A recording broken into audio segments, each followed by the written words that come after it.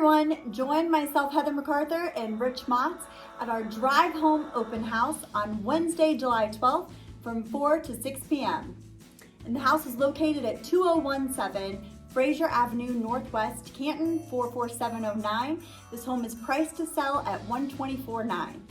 So I'm going to show you some shots here. Right now we have the front yard and the house, and it shows that there's a nice long driveway with plenty of parking space, garage with a garage opener.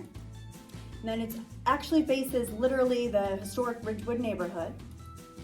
Then we have the living room with new carpeting and the sunroom, and that has new carpeting as well. There's new painting throughout the home. And then we have the dining room and the kitchen.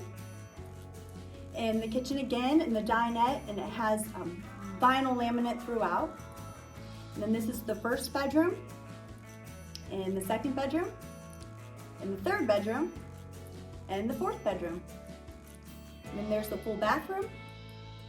We have the basement. This could easily be turned into a nice rec room area. Then we have the utility area in the basement. And then this shows the backyard. It's nice fenced in, nice privacy fence.